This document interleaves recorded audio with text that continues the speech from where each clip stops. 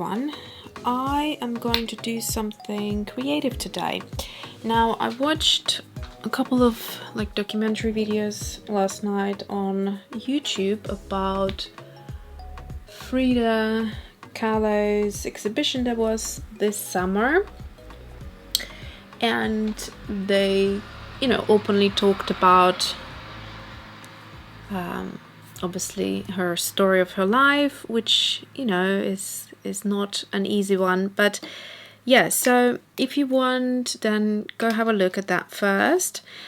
But here's what I want to do. I have a book sitting on a bookshelf, which I can see from my desk, of Frida. I always found her. I went to an exhibition here in London years ago of just her art, not her life or her private, things from the house that were exhibited this summer, but just to see her art, and it was fascinating. It was just, there is something about her which I think is super admirable. Anyway, so I have that book cover sitting there, which has a beautiful book cover on it. Shall I just get it out and show it to you? I'll get it out and show it to you. Okay, so it's this book. It is called Frida Kahlo's Garden, and it talks about how she would take, her art inspiration and her love of her garden and how all of that sort of connected.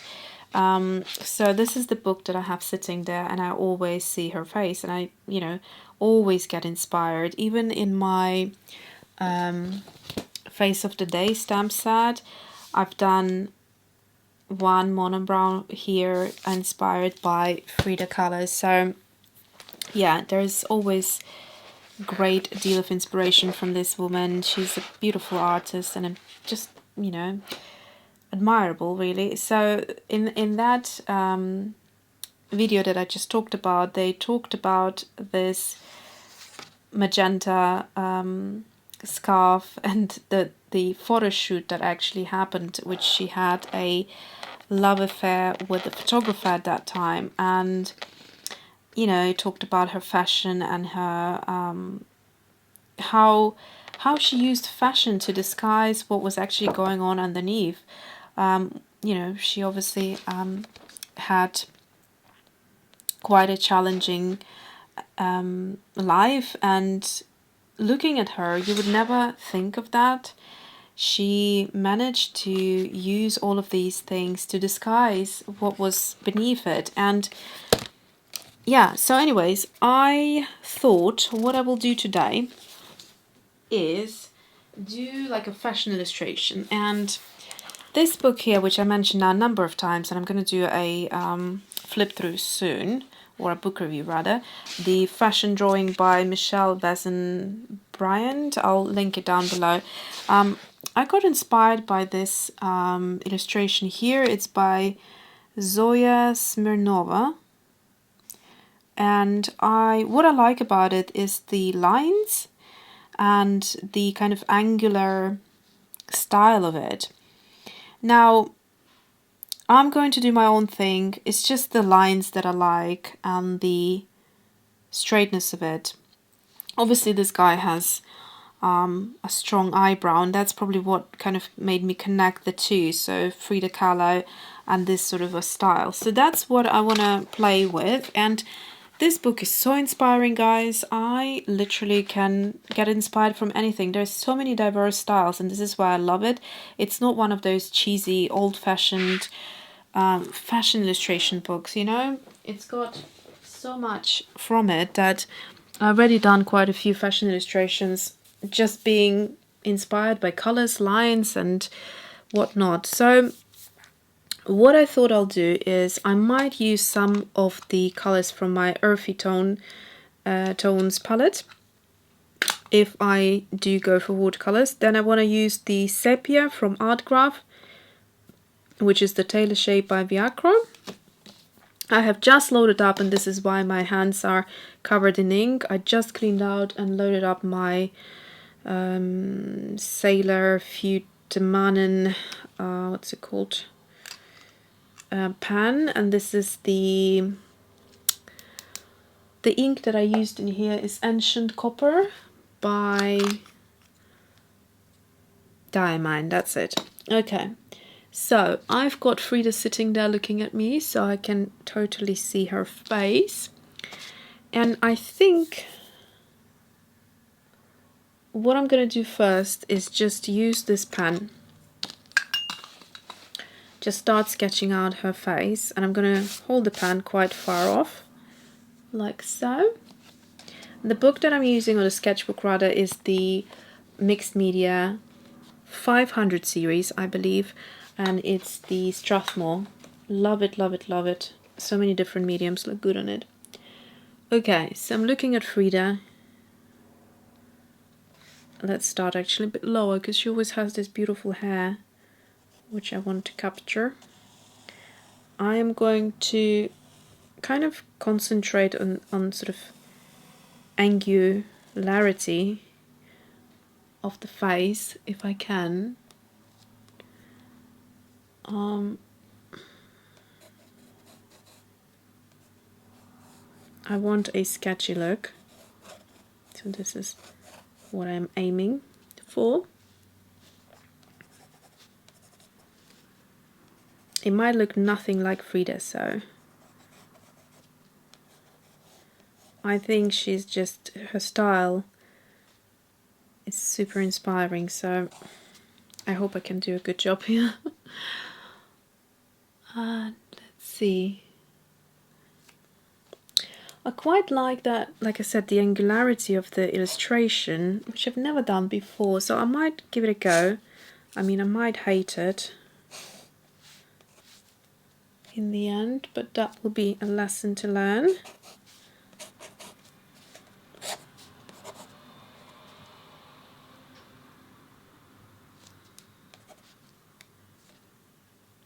It's just something different. The nose, I never emphasized the nose. I mean, her nose, especially in that painting, it's not straight, so we're going to start with the monobrow and go all the way here.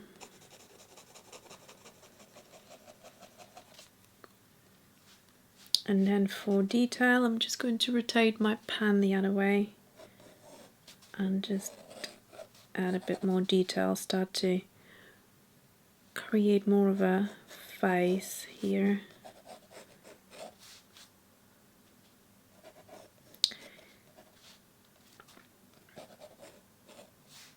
I know some of you have been complaining that I haven't been doing much of drawing or painting, and trust me, as much as you have missed it, so did I. Sometimes just life gets so busy with all the, you have to make an income, that art kind of goes on a back burner, which I don't enjoy, but it is what it is.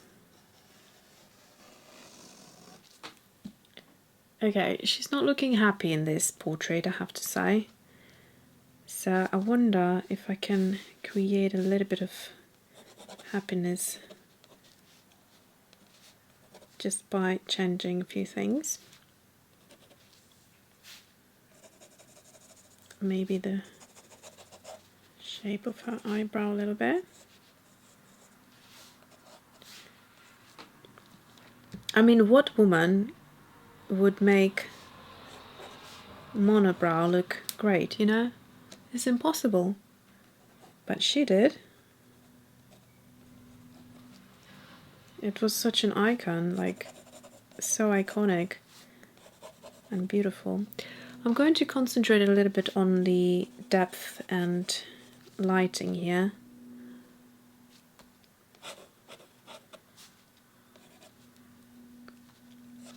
So the ink that I'm using is water soluble.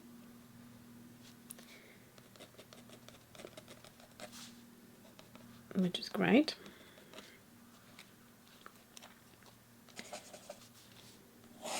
I'm going to give her typical Frida Kahlo earrings.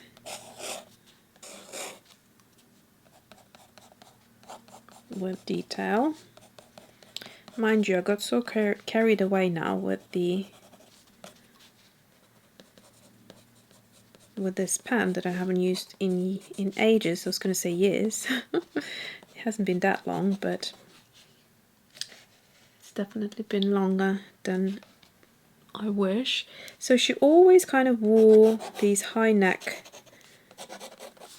things, didn't she? And again, looked great on her. So I'm just going to suggest that to some extent.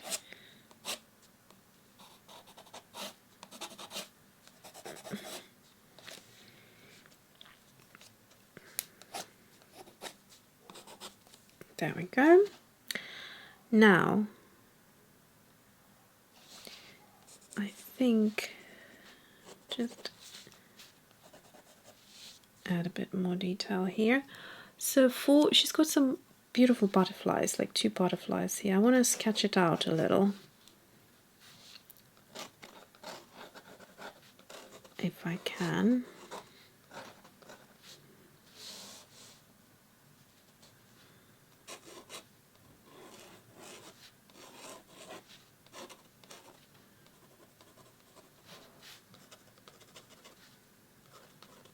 I don't know how much detail I'll be able to maintain here.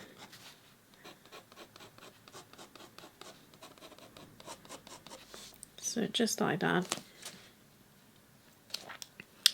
And then I am going to go into the sepia.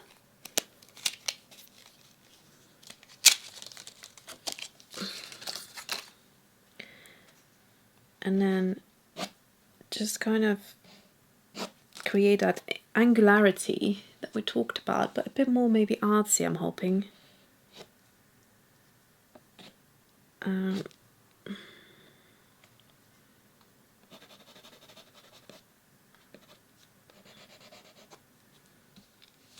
The lip shouldn't have gone into this, so that's a bit of a unintended mistake, but let's see, it might work. So I'm just going to create a bit more depth here.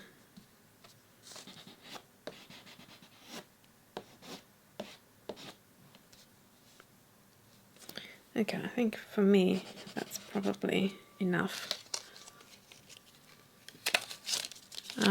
So be aware of that, because that happens quite a lot. So what I tend to do is just, I keep a spray bottle, just spray on my hands a little and just wipe them on a tissue. That tends to be enough.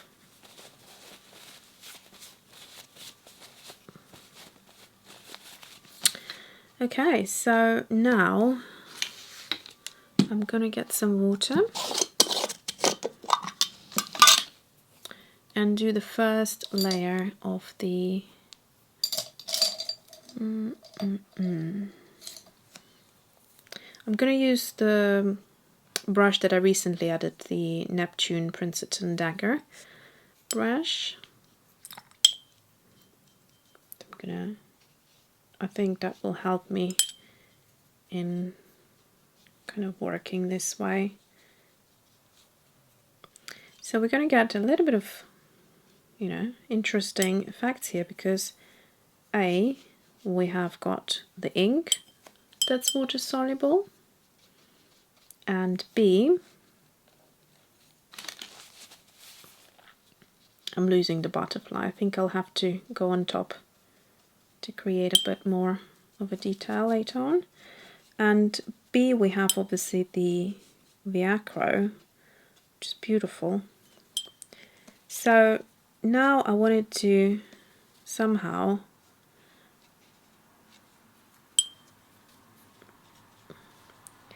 create these sort of effects without going too far and losing too much detail. So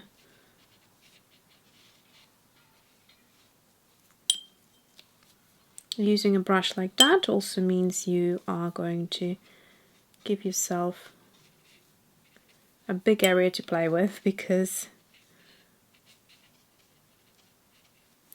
you won't be able to maintain much detail here. Okay, so I think this looks good. I'm just going to do the hair now. Okay, so at this point I think I'm happy with the outcome, and I'm going to go ahead and dry it a little and come back for some more detail. Am I loving this sort of lines on the cheeks? I think they're a little bit much. Okay, let me dry it and come back. Okay, so if I mean, I wouldn't use acrylics. I decided to use acrylics because I don't like these lines. So I'm going to try and cover them up a little. And I wouldn't use acrylics. I didn't intend to use them if that wasn't the situation. So I'm going to just try and rectify something that I don't like and make it into something that I do like. So let's see. I'm just going to put it straight onto paper and grab a brush that I would use with acrylics.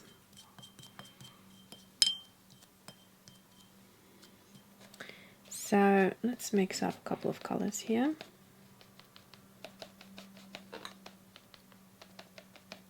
So I think I'm going to go in and just create like a cheek color and then figure out what to do with these lines. So I think what I would do is possibly go ahead and just on her neck and her face, just going to cover them up a little bit.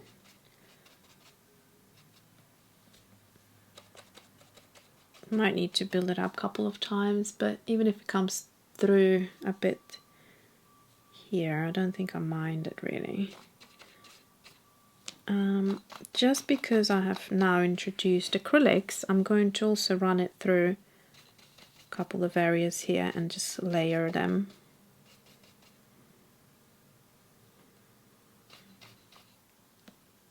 Maybe a bit of this darker color here onto the hair as well. And that's it. And then I would go into this darker and just again build it up a little bit more around the cheek area, like that. And a bit of this lighter color just on top here. Okay. So I'm just going to use these as a kind of swatch playground.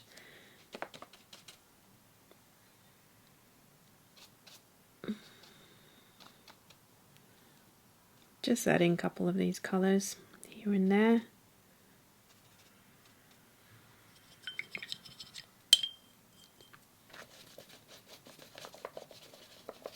I might get inspired by this color palette again somewhere else, and so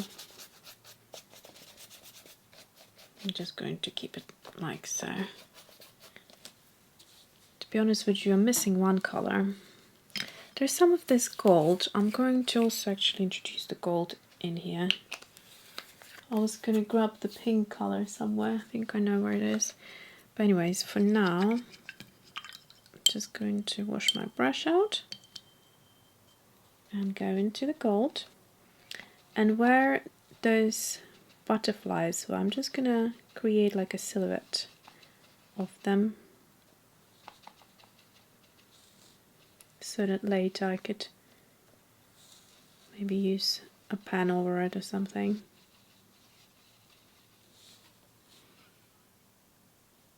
At the minute it doesn't come through very well, but I'll try to build it up like so.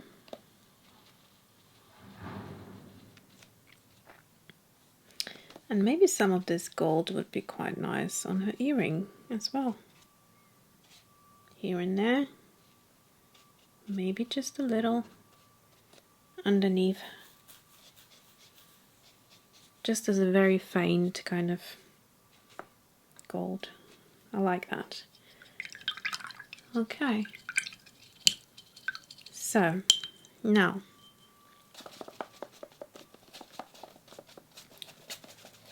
this is the best time to learn, when you just are not worried about something that might look a little bit ugly. Just go with it, you know? That's where art is born and created, through experimentations and things that you learn that you like and you don't.